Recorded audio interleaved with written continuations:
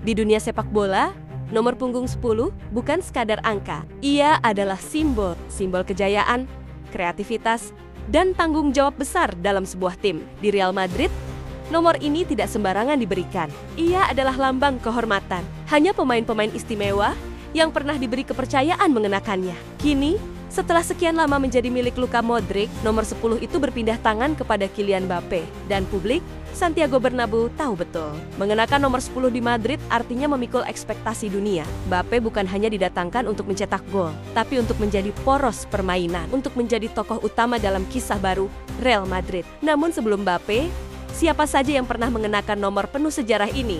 Mari kita menyusuri jejak 5 pemain terakhir yang pernah memakai nomor 10 di Real Madrid, mereka yang pernah menjadi pusat perhatian, kreator serangan, dan simbol harapan dalam berbagai era.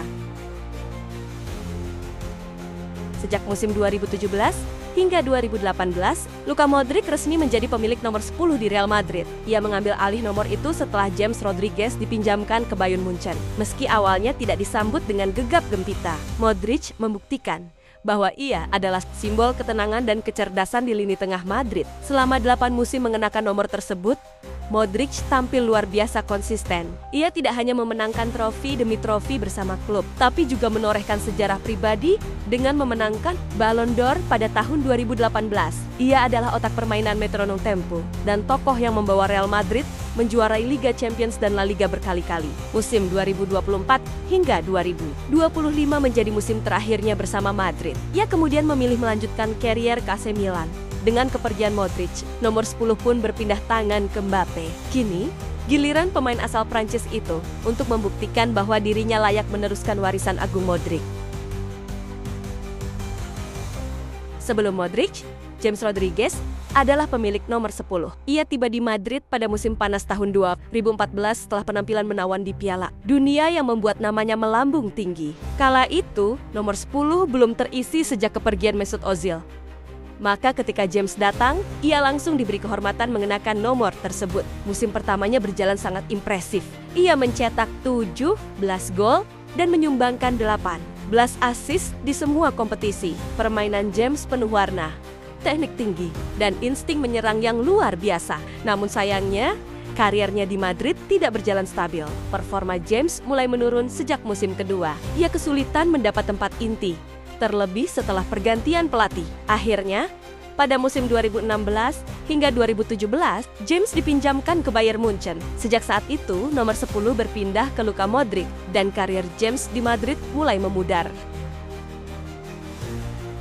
Sebelum James dan Modric, ada nama Mesut Ozil, playmaker asal Jerman berdarah Turki yang dikenal sebagai Raja Assist di era kepelatihan Jose Mourinho. Ozil tiba di Madrid pada tahun 2010. Dan awalnya mengenakan nomor 23.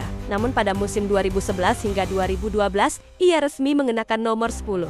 Mengenakan nomor tersebut, Ozil menjelma menjadi roh permainan Real Madrid. Visi bermainnya luar biasa, umpannya presisi, dan gaya mainnya selalu menyenangkan untuk disaksikan.